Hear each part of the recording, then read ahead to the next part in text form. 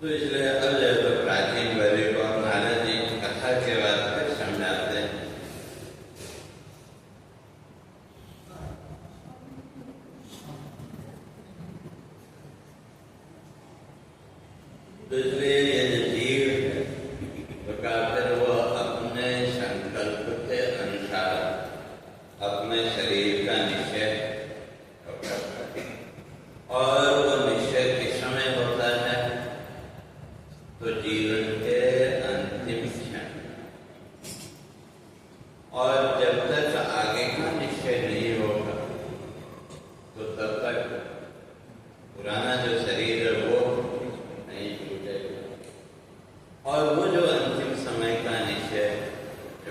ने कहा कि यम यम वास्मरण भावम त्यजत्यन्ते कलेवरम तम तमेवेति कौन्तेय सदा तद्भाव।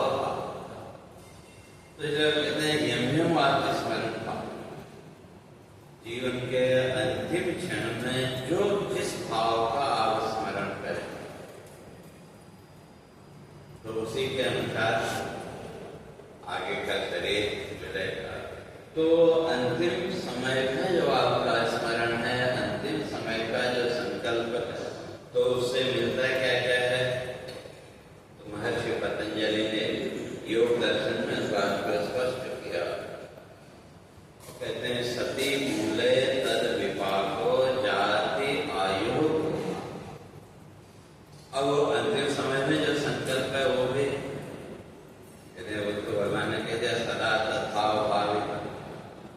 पहली बात ये एक व्यवस्था है कि भाई जीवन भर जिस भाव को आप लेके चले होंगे, अगर संसार भाव है तो अंतिम क्षण में संसार भाव या, और अगर ईश्वर भाव को जीवन में लेके चले हैं तो ईश्वर भाव बात। लेकिन वो कोई तो है तो, लेकिन उसके साथ साथ फिर ये तीनों गुण सत्व रज और तम, तो इन तीनों गुणों की स्थिति कैसी?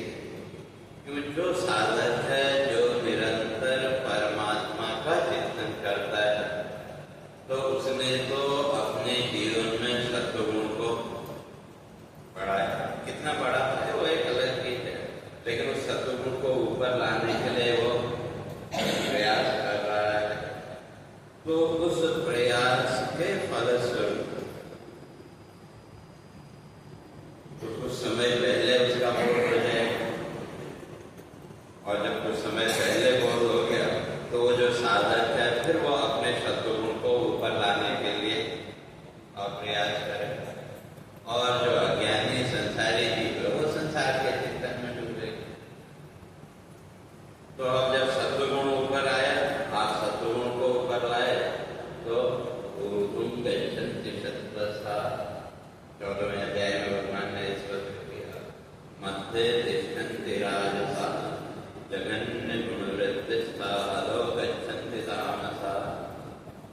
तो अब अंतिम समय में अगर वो सत्वगुण का प्रभाव है, सत्वगुण को हम ऊपर लाने में अगर सफल हो गए तो उसका फल ऊर्ध्वं गच्छन्ति ऊर्ध्वं।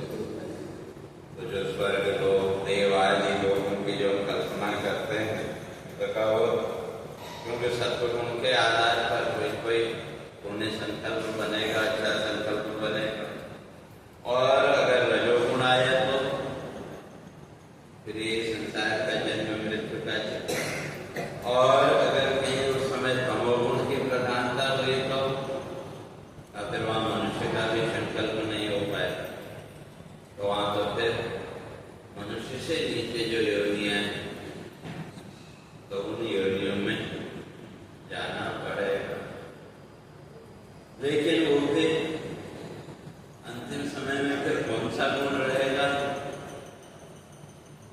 वैसे तो हमारे हाथ में नहीं, लेकिन फिर भी जो साधक है, जो निरंतर आत्मचिंतन में लगा हुआ, वो अपने सत्वगुण को ऊपर लाने में सफल होगा।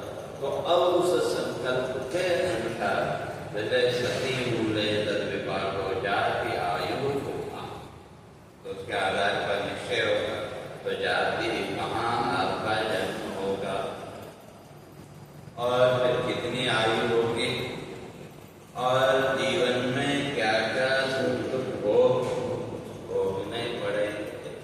इन तीन चीजों का जैसे ही जीव ने निश्चय किया, उस निश्चय के साथ ही ये पुराना शरीर छूट जाएगा।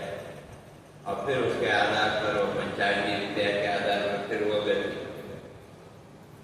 तो इसलिए यहाँ वो कहते हैं, नारद जी प्राचीन वर्णी को समझाते हुए कहते हैं, कहा कि भाई ये जो जीव है यही जो है तो अपने शरीर का निर्माण, इसलिए अपने उन्हीं कर्म संस्कारों के अनुसार वो हाथ पैर से युक्त या बिना हाथ पैर वाला, जैसा भी वो शरीर जाएगा, इसलिए वो तो जीव के अंतिम संकल्प के ऊपर है। तो इसलिए हमारी पूरी जो साधना जीवन की, तो वो किसके लिए? जीवन का वो जो अंतिम क्षण है, उसी क्षण के लिए। क्यों? अगर वो एक क्षण हमारा सुधर गया, हमारा पूरा जीवन सुधर गया। और अगर उस क्षण में कोई उल्टा सीधा संकल्प हुआ तो फिर ऐसे संसार के सुख दुख में पड़ना पड़ेगा। तो इसलिए राजा को नारद जी समझाते हैं, तम आच्छादित तन अभिमान, जो शरीर भाव में ही बंधा हुआ है, का वो तो फिर इस संसार का संकल्प करेगा। और जब शरीर भाव में बंधा है तो उसके साथ फिर मैं मेरा ये भी है। तो मैं मेरा का भाव, तो फिर जब मैं मेरा का भाव दृढ़ होगा तो फिर कोई कोई इसी संसार का संकल्प बनेगा। तो इसलिए फिर से उसको यही जन्म लेना पड़ेगा। और वास्तव में ये जो तत्व है तो है कैसा? अविनाशी। जो आत्मा है वो अविनाशी स्वयं प्रकट। तो आपको अपने होने के लिए मैं हूँ या नहीं, ये जानने के लिए किसी और की जरूरत पड़ती है। तो जो वो जो तत्व है जिसको आत्मा कहते हैं, वो कैसा है? स्वयं प्रकाश, लेकिन स्वयं के ज्ञान से अनधिक। लेकिन इसको स्वयं का ज्ञान है ही नहीं, क्योंकि अपने को तो इस शरीर आदि के साथ मान लिया है। अगर देखें पूरे जीवन का, अगर विचार करके देखें, इस शरीर भाव के अतिरिक्त और दूसरा क्या भाव? मैं ये हूँ, मैं वो हूँ। जो कुछ भी आप मानते हैं वो इस शरीर को लेकर के ही मानते हैं। वहाँ महर्षि कहते हैं का जो इस शरीर भाव में ही बंधा हुआ है, तो वो तो माया के बंधनों में पड़ा रहेगा। और जब माया के बंधनों में पड़ा है तो फिर वो रजोगुण और तमोगुण के आधार पर तो ये संसार का जो 84 का जो चक्र है का वो तो उसी में घूमता रहेगा। और वहां भी उसको सुख मिलने वाला नहीं, चाहे वो मनुष्य का जीवन हो, पशु पक्षी आदि, तो क्या वहां भी वो सुखी हो पाएगा? तो ऐसा नहीं है। तो इसलिए जो अज्ञानी है वो तो इस संसार के कर्म भोग में ही लिप्त रहता है। मैं ये कर्म करूंगा तो मुझे ये मिलेगा, मैं ये कर्म करूंगा तो मुझे ये मिलेगा। जो अज्ञानी है का उसकी वृत्ति उतनी सी, और या थोड़ा बहुत कुछ शुद्धता भी आई तो चलो इस जन्म में नहीं मिला तो अगले जन्म में मिले। तो भी भाव आता है, कई बार आता है भाई चलो इस जीवन में न सही भाई पुण्य कर्म कर रहे हैं तो आगे अगले जन्म में मिले। और जहाँ ये भाव आया या ये संकल्प हमने किया तो उसके साथ एक जन्म तो पक्का कर लिए। ज्यादा तो हुए कि नहीं हुए, लेकिन एक जन्म तो पक्का कर ले। और फिर वहाँ ये संस्कार थे, और वहाँ भी अगर कोई पुण्य फल देने के लिए सामने आया तो शायद कोई सही रास्ता बताने वाला मिल जाए, नहीं तो फिर वहाँ भी ये संसार का रोना धोना उसी में चलता रहेगा। तो इसलिए तो कहते हैं ये सारा जो जगत है वो कैसा है? जगत दृश्य सब स्वप्न समान। काठिन संसार के दृश्यों में आप अटके हुए हो। ये सारे के सारे दृश्य सपने की तरह। तो बस अंतर इतना ही है, जिसको हम झूठा मानते हैं, जिसको सपना मानते हैं, वो बंद आंख से देखा हुआ सपना, और जिसको सच्चा मानते हैं वो खुली आंख से देखा हुआ सपना है, दोनों ही सपने। लेकिन इस स्वप्न को हमने जब सच्चा मान लिया तो इसमें चिपकते चले। अब यही जो तो हमको सच्चा दिखने लगा।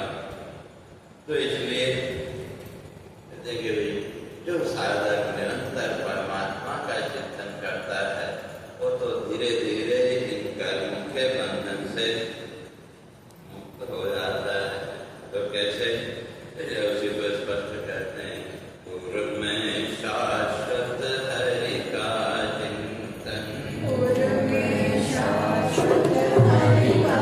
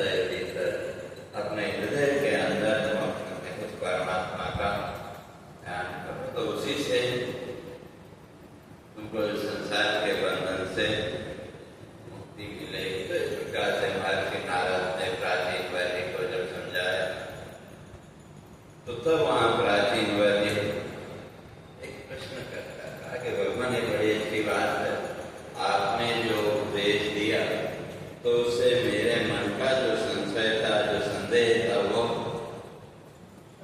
दूर हो गया। लेकिन वो कहते हैं कि भाई एक प्रश्न है मेरे मन में, तो क्या जो परलोक आदि मानते हैं, का जीव ने तो कर्म यहाँ किया, इस शरीर से कर्म किया, और एक आयु होने पर उसकी मृत्यु, तो अब शरीर तो ये नष्ट हो गया, तो फिर उसको फल कैसे मिले? जिस शरीर से कर्म किया था वो शरीर नष्ट हो गया, और फिर दूसरे शरीर में कैसे उसको फल मिले? कई बातों में मन में कई बार प्रश्न उठता हो कि ये शरीर तो ये नष्ट हो गया, और जो कर्म आपने किया वो कर्म भी साथ के साथ नष्ट हो। जो भी कर्म आपने किया, भाई माना किसी को आपने कोई अच्छा बोला या बुरा बोला, तो वो शब्द प्रकट हुआ, वो अपना फल देकर तत्क्षण गायब हो गया। फिर बाद में उसको ले पकड़ के कोई बैठे रहे और करते, वो करता रहे, लेकिन वो जो शब्द है वो तो अपना फल दे करके तुरंत।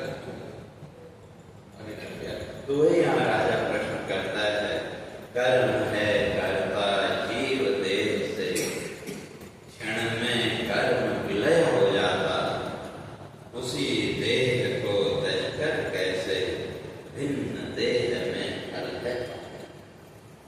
ये शरीर टूट गया, फिर अगले शरीर में कैसे फल मिलेगा? तो उसका उत्तर महर्षि नारद को देते हैं, कहा कि भाई शरीर तो माध्यम है, लेकिन जो जीव कर्म करता है तो उस कर्म का आधार क्या है? सूक्ष्म शरीर। कर्म का आधार सूक्ष्म शरीर है। तो अगर सूक्ष्म शरीर में वो भाव न हो तो व्यक्ति कर्म करेगा।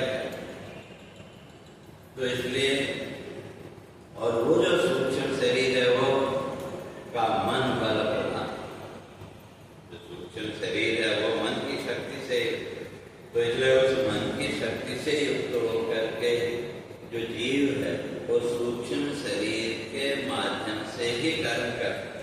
तो ये स्थूल शरीर तो केवल उसका एक माध्यम है, और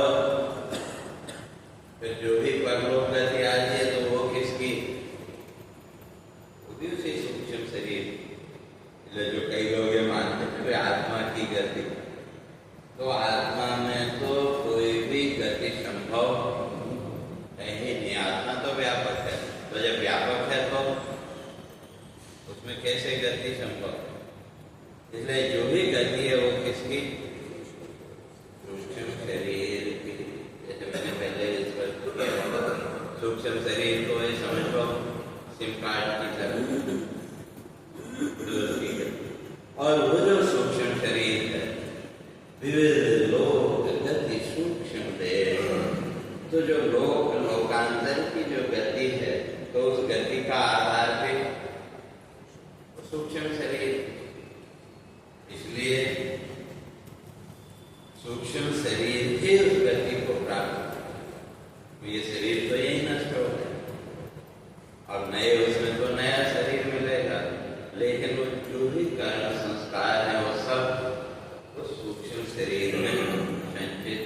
जैसे मोबाइल का सिम, उस सिम में जो भी डाटा आपने सुरक्षित रखा हो, सेव किया हो, और उस सिम को जब आपने दूसरे मोबाइल में डाला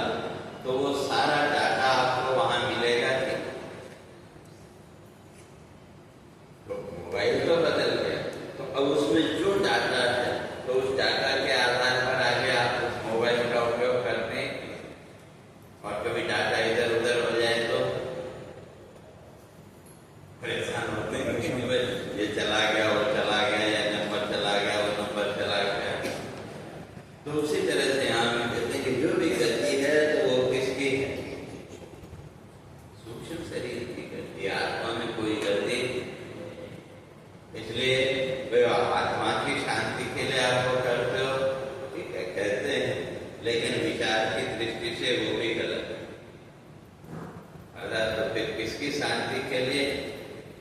वो सूक्ष्म शरीर में बंधा हुआ जो जीव, उसकी शांति के लिए, आत्मा की शांति के लिए कुछ नहीं। तो आत्मा तो व्यापक है, वो तो अपने स्वरूप में शांत ही है। तो इसलिए तो कहते हैं विविध लोक गति सूक्ष्म देह, और जो भी करता भोगता भी कौन है? का वो जो सूक्ष्म देह है वही करता भोगता भी तो वही है। तो अब कैसे कार्य प्रमाण? कोई उदाहरण प्रमाण तो होना चाहिए। तो उसके लिए कहते हैं जब आप स्वप्न देखते, स्वप्न में अपने आप को भी देखा कि कभी कभी अपने आप को भी देखा। तो जब आपने स्वप्न में अपने आप को देखा तो स्वप्न का जो आपका शरीर है वो इस शरीर से एकदम भिन्न है कि तो इससे एकदम भिन्न है। लेकिन वो स्वप्न के सुख दुख का अनुभव इस शरीर में भी आप करते हैं। जब सुबह आँख खुली, आँख खुलने के बाद वो स्वप्न याद आए तो स्वप्न का शरीर आपका अलग था, लेकिन आँख खुलने के बाद जब स्वप्न याद आया तो वो स्वप्न का वो सुख दुख का अनुभव यहाँ पे हुआ।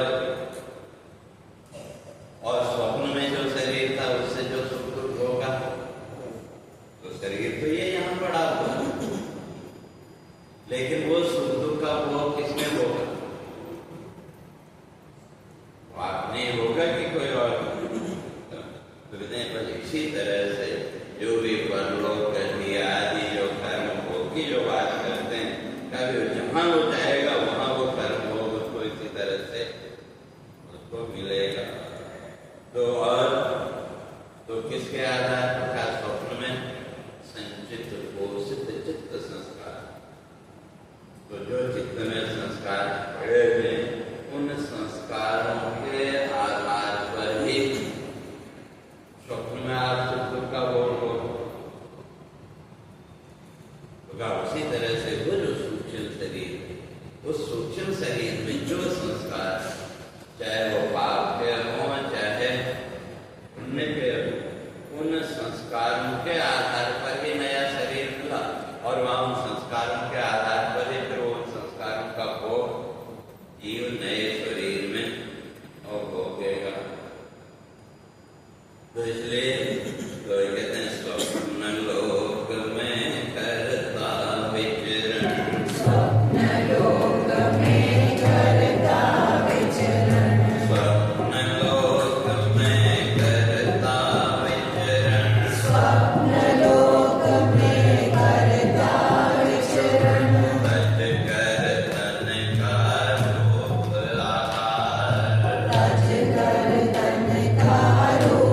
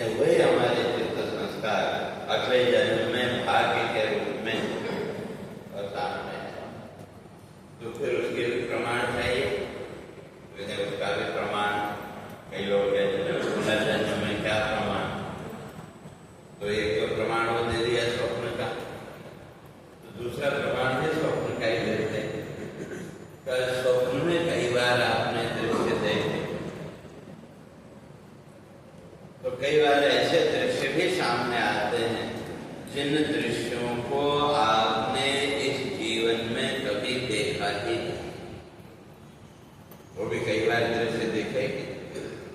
और जब वो स्वप्न में वो दृश्य दिख रहे थे तो उस समय लगता था कि मैं इसके बारे में सुबह आंख खुलने के बाद याद आई तो उस समय भी वही अनुभूति हुई कि वो दृश्य तो मैंने नहीं देखा। लेकिन फिर आपने विचार किया इस जीवन में तो कभी वो दृश्य हमने देखा ही नहीं। तो जब इस जीवन में वो दृश्य कभी आपने देखा ही नहीं तो फिर स्वप्न में कहां से आया? वो संस्कार है, बिना संस्कारों के तो स्वप्न नहीं आ सकता। तो कहते हैं वो प्रमाण है पूर्व जन्म का पुनर्जन्म कहते हो, क्यों वो पूर्व जन्म के चित्त संस्कार, पूर्व जन्म भी कह सकते हैं या पूर्व जन्मों के। तो वो जो चित्त संस्कार, तो वो चित्त संस्कार है तभी वो दृश्य आपके सामने आए।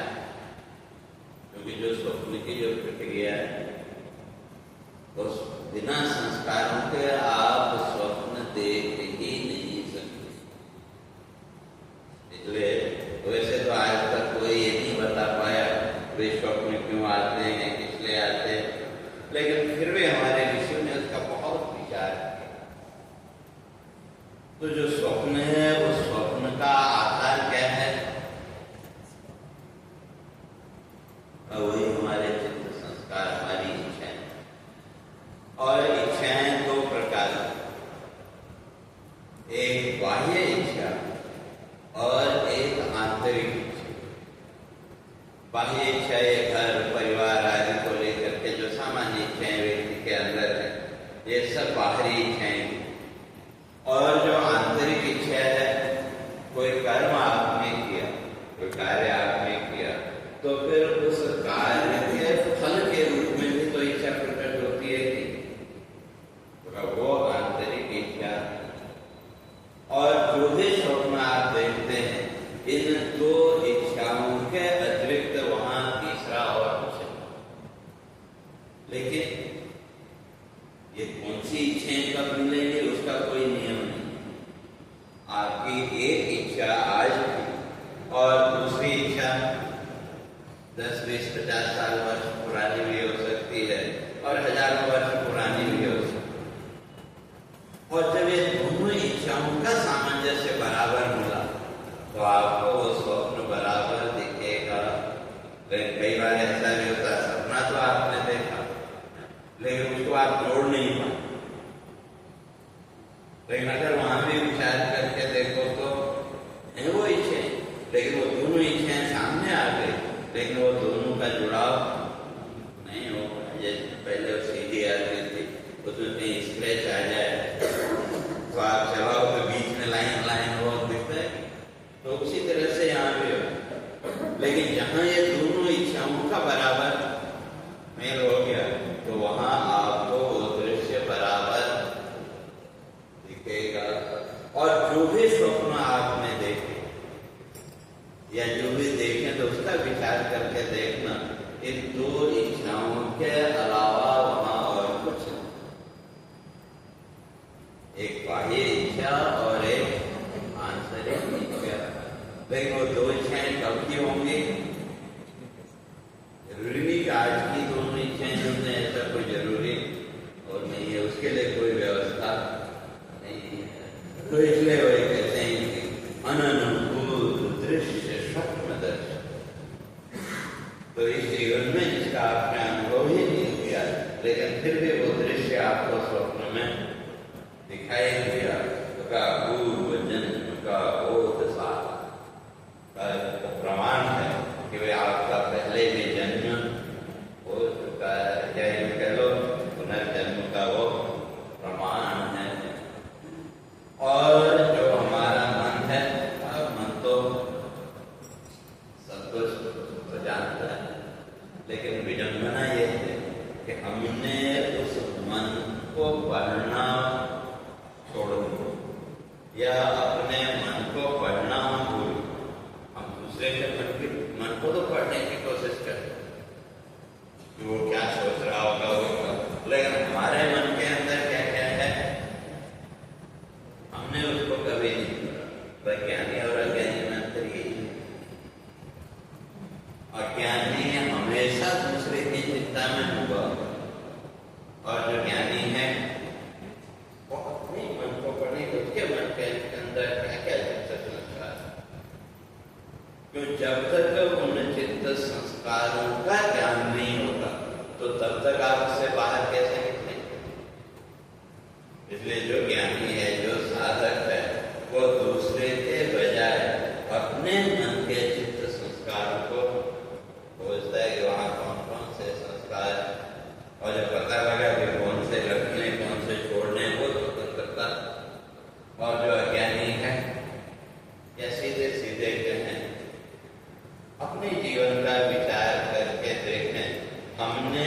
स्वयं का जीवन कितना जिया।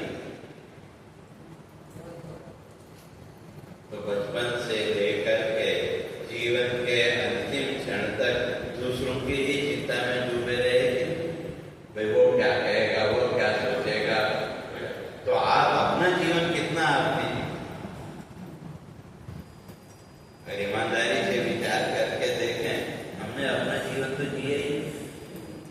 हमने तो पूरा जीवन दूसरे की चिंता में ही बिता दिया। वो क्या सोचेगा, वो क्या सोचेगा, और उसके आधार पर हम अपने जीवन का निर्णय करते हैं। तो इसलिए जो मन है वो साक्षी, क्योंकि महर्षि पतंजलि ने भी स्पष्ट किया कि जो चित्त है वहाँ सब संस्कार पड़े। इसलिए मैं कई बार मैंने कहा, हमारा जो चित्त है वो हमारा ब्लैक बॉक्स, और वहां आप घुस गए साधना के द्वारा। तो महर्षि पतंजलि कहते हैं, चित्त संस्कारात् पूर्वजात् ज्ञान। जब वो संस्कारों का ज्ञान आपको हो गया, अपने मन के उन संस्कारों को जिस दिन आपने पढ़ लिया, तो उस दिन आपको पूर्व और पर का संपूर्ण ज्ञान आपको हो जाएगा। आज तक कितने जन्म लिए, कहाँ कहाँ लिए, वो भी ज्ञान, और आगे कहाँ कहाँ जन्म होगा, क्या क्या सुख दुख को भोगने पड़ेंगे, उसका भी ज्ञान हो जाएगा। लेकिन उसके लिए तो हमें स्वयं ही अपने मन को पहले पढ़ना पड़ेगा। तो इसीलिए उसी में कहते हैं, मन है साक्षी जीवन पथ का, मन है साक्षी जीवन पथ का, मन है साक्षी जीवन पथ का, मन है साक्षी जीवन पथ का। उत्तर पूर्व देह गति ज्ञाता, उत्तर पूर्व देह गति ज्ञाता, अनागत जन्म तत्व विज्ञ को, अनागत जन्म आगे जो तत्व विद्या है वह, अब उसका तो जन्म होना नहीं। तो ऐसा जो तत्व ज्ञानी है उनको बोध मुक्ति का मन है देता, बोध मुक्ति का मन है देता, और सूक्ष्म देह ही जग जीवन में, सूक्ष्म देह ही जग जीवन में, विविध लोक गति जीवन पाता, विविध लोक गति जीवन पाता। अनेक लोक लोकांतरों में जो गमन है वो आत्मा का नहीं, किसका, सूक्ष्म शरीर। इसलिए अंतःकरण प्रतिबिंबित चैतन्य जीवन, जो जीव है वो कौन है, वो सूक्ष्म शरीर में जो लगा हुआ है उसका नाम और जीव। और जब उस तत्व को, मन को पढ़ लिया, तो उसके साथ साथ स्वस्वरूप का भी बोध होगा। तो कहते हैं वो जो साधक है इस संसार के बंधनों से धीरे धीरे मुक्त हो जाएगा। लेकिन जो अज्ञानी है वो अज्ञ जीव यह देह अभिमानी, अज्ञ जीव यह देह अभिमानी,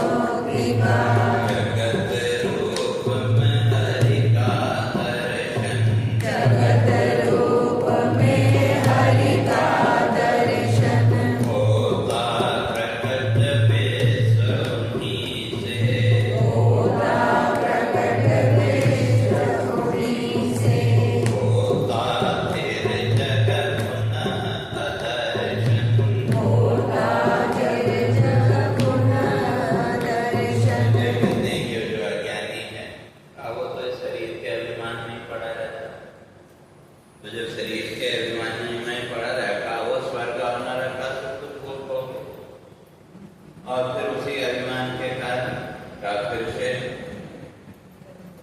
पूरे शरीर को त्यागा और नए शरीर को पकड़ लिया, तो उसका वह जन्म मृत्यु का चक्र चलता था। तो इसलिए कहते हैं राजन, तुम भी जो है तो इस बंधन से मुक्त होने का प्रयास करो। और सबसे सरल साधन का जगत रूप में हरि का दर्शन, इस संसार के रूप में उस परमात्मा को देखने का प्रयास करो। क्यों? यह संसार प्रकट भी उसी से होता है, स्थित भी उसी में है, और जब नाश हुआ, लय हुआ तो लय भी उसी में हो गया। तो इस तरह से उनको उपदेश दिया और तब जो है तो नारद जी से ज्ञान पा करके जो प्राचीन वर्धित उसका जो अज्ञान था वो दूर हुआ, फिर वो भक्ति परमात्मा की भक्ति में। और उधर उन्होंने जब तो राजा ने अपना राज्य जो है तो अपने पुत्रों को जब सौंप दिया, तो अब वो जो तो प्रचेता आदि जो है भगवान शिव से रुद्र गीता का उपदेश उनको मिला। तो अब यहाँ फिर विदुर जी मैत्री जी से प्रश्न करते हैं, कहा कि भगवान शिव ने रुद्र गीता का उपदेश तो उनको दे दिया प्राचीन परी के पुत्रों को, लेकिन उन्होंने वो किया क्या, और उस रुद्र गीत का फल क्या हुआ? तो क्या उनको मोक्ष मिला या फिर से उनको भगवान शिव का दर्शन मिला? तो कहते हैं कि भाई वो जो है तो मैं जानना चाहता हूँ।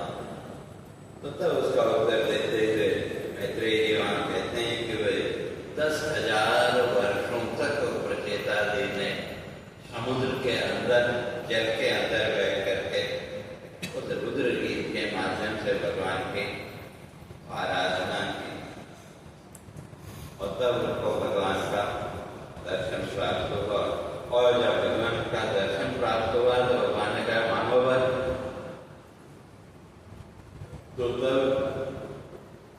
तो भगवान जो है तो अपने आप में उनसे कहते हैं कि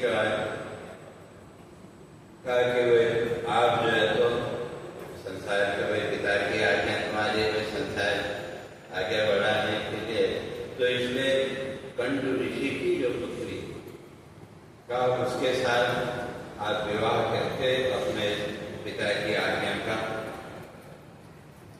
पालन करो। तो वहाँ फिर प्रचेता आदि ने भगवान विष्णु की आराधना की, स्तुति की, और उधर भगवान भी उनको वरदान दे करके अपने लोक को उन्होंने प्रस्थान किया।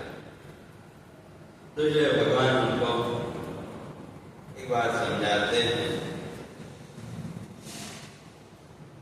कहा कि वे ब्रह्मबोध ज्ञान किसको मिलता है? पहले तो पंक्ति में उस बात को स्पष्ट किया, कहते हैं भगवद अर्पण बुद्धि योग, सब कुछ परमात्मा को। तो इसलिए भगवद अर्पण बुद्धि योग से जो है करता सर्व समर्पण, ब्रह्म बोध व नित नव नूतन, बनता चित्त रूप भक्तन। कहा कि वे उसको जो तो अपने हृदय में उस परमात्मा का तत्व का दर्शन होगा, उसके लिए कहीं अन्यत्र उसको जाने की जरूरत नहीं। तो इस तरह से प्रचेता आदि को फिर नारद जी ने भी उपदेश दिया, तो उसके द्वारा प्रचेता आदि भी, तो फिर वहाँ नारद जी से प्रचेता आदि प्रश्न करते हैं। नारद जी का जब उनको दर्शन हुआ बाद में दोबारा, वो कहते हैं कि भाई हम आपका दर्शन बड़े भाग्य से हमको मिला है, तो इसलिए कहा कि हम जो है तो इस संसार के कार्यों में जो पहले आपने ज्ञान दिया था उसको हम भूल गए, तो कहा आप फिर से उसको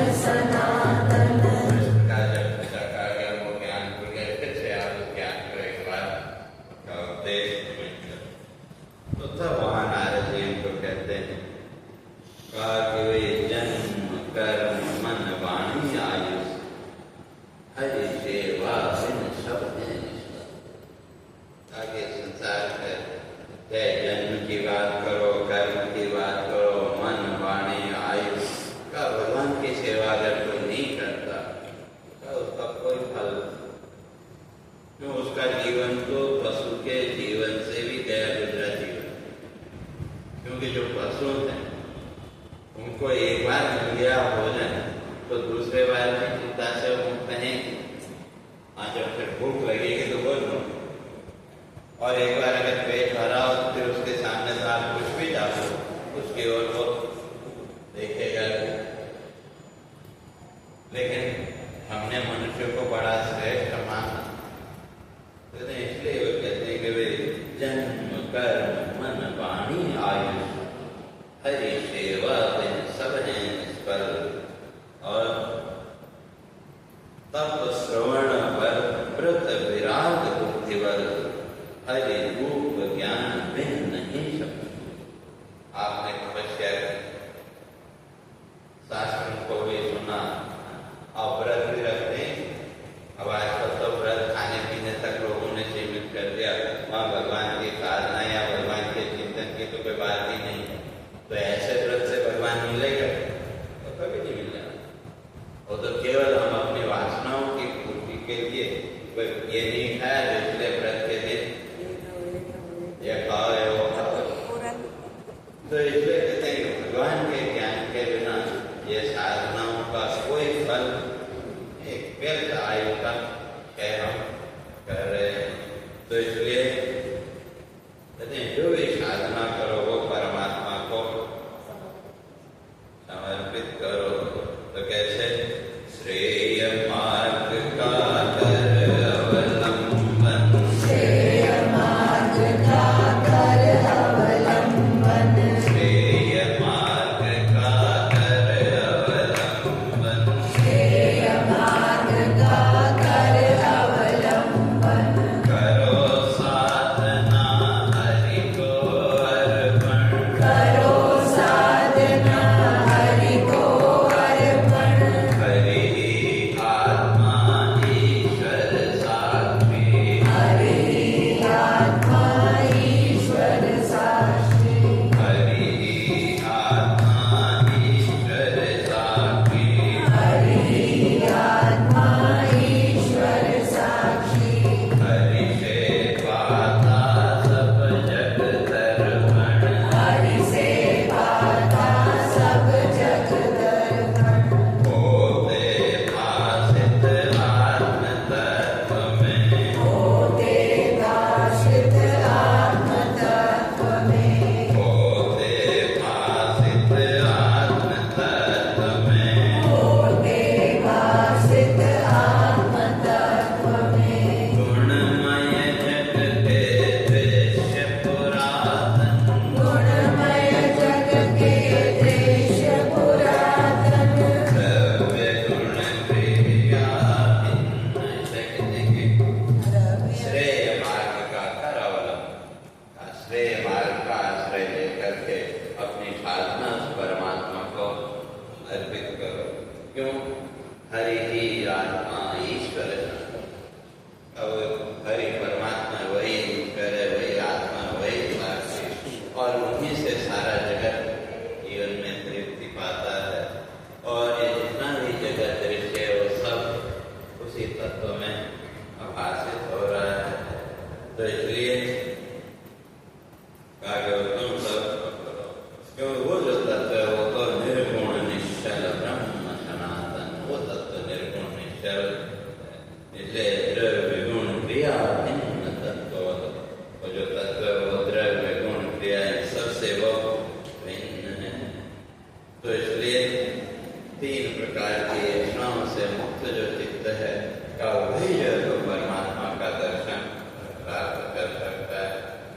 तो इस तरह से नारद जी ने विचेदादि को भी उपदेश दिया और तत्व ज्ञान फिर नारद से प्राप्त करके उनका भी मन का जो ज्ञान था दूर था और वो भी फिर भगवान की साधना में लग गए।